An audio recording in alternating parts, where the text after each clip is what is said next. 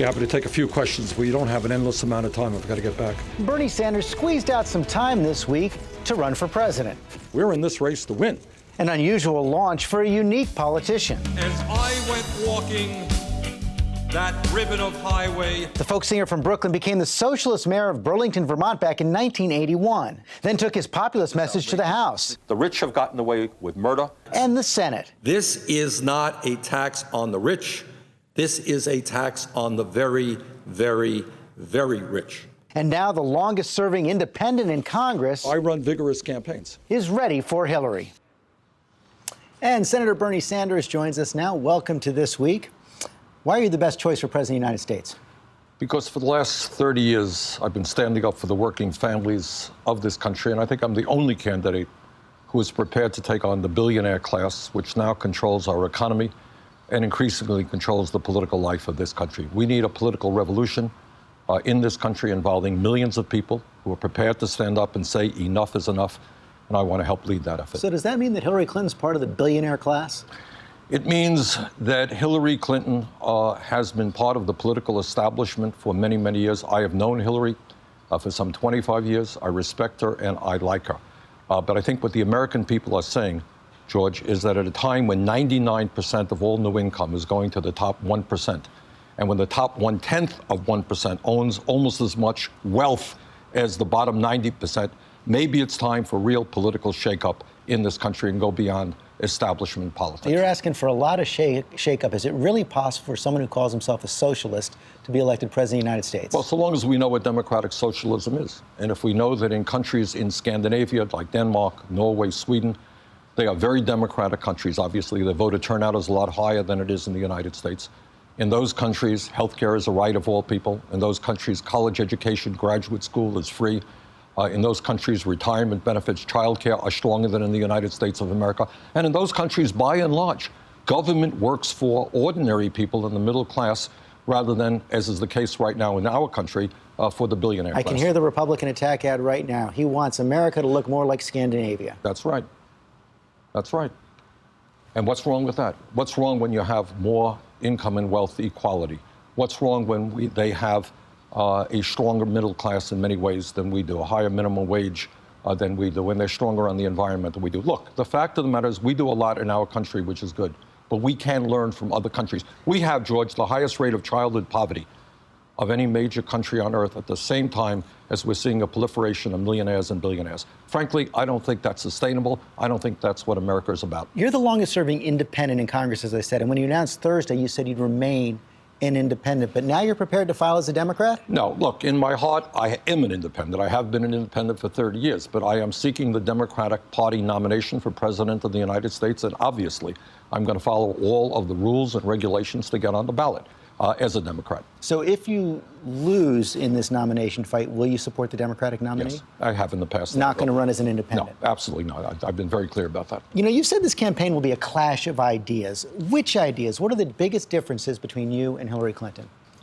Well, I think it has a lot to do with our records. I think at a time when we have seen trillions of dollars shift from the middle class to the top 1/10 of 1%, we have got to say very frankly that the wealthiest people in this country and the largest corporations are going to have to start paying their fair share of taxes.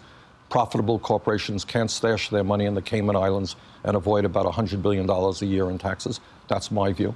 In terms of climate change, I believe this is the great global environmental crisis of our time. I think we need extremely bold leadership. I have been leading the effort against the Keystone pipeline. In terms of trade, I believe that the trade agreements we've had from way back, NAFTA, CAFTA, permanent normal trade relations with China, have been a disaster. I voted against them. I'm helping to lead the effort against the Trans-Pacific Partnership so that we do not continue to see shutdowns of factories in America and the loss of millions of decent-paying jobs. Hillary Clinton hasn't taken a final stand on that yet. That's my understanding. And let me ask you also, you told my colleague John Carl this week that you have some concerns about the money raised by the Clinton Foundation. What are those concerns exactly? Well, it's not just the Clinton Foundation. Here are my concerns, George, and it should be the concern of every American.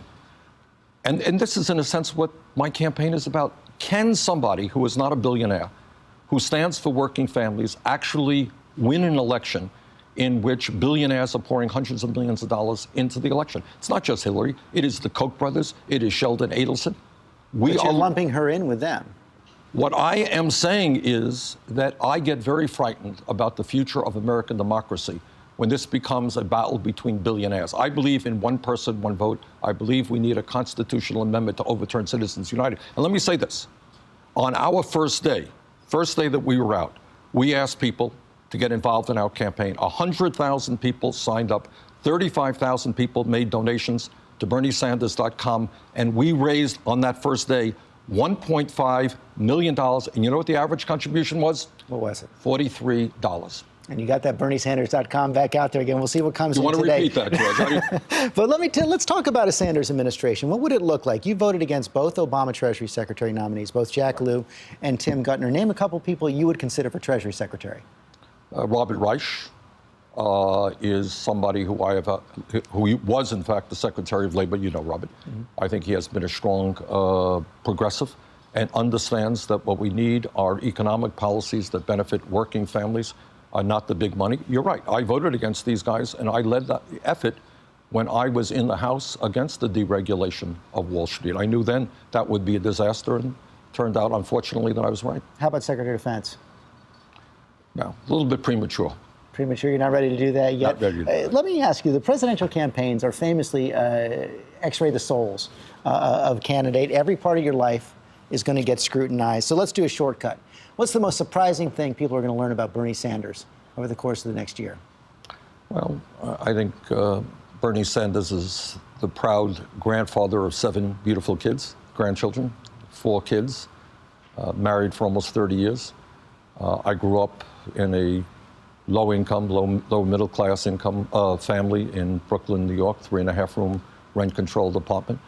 And growing up without a whole lot of money, George, that has been, I think, the most significant educational factor, if you like, in my life. I know what it's like to live in a family without a lot of money. Most people don't believe you can actually become president of the United States. Are you worried at all that your race might weaken Hillary Clinton without helping yourself? Well, let me just say this about my political career. I think few would argue that it is the most unusual political career in the United States Senate.